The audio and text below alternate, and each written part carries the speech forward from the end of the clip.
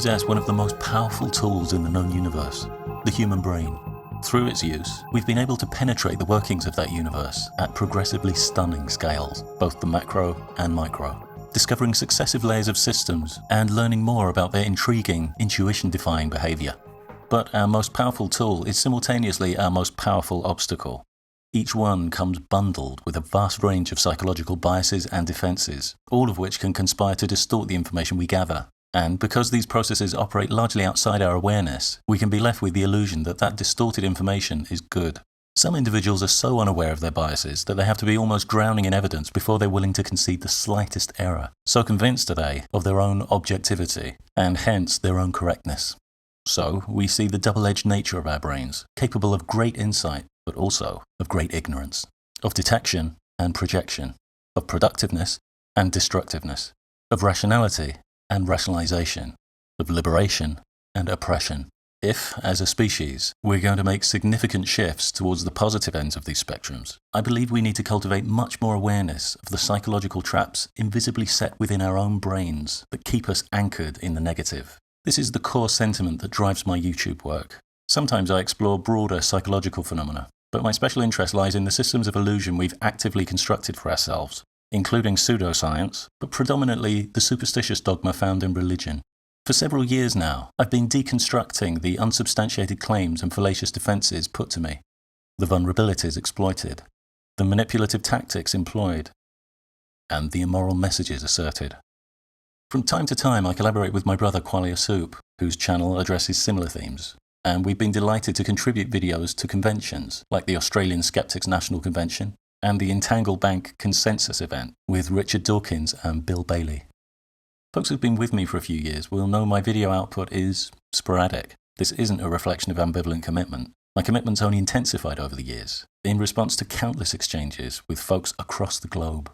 When I started making videos on religion, my expectations were low. A number of theists in my private life had initiated discussions with me about their beliefs, and it was clear from those discussions that many folks found it exceptionally difficult to look at the flaws in their religion with an unflinching eye.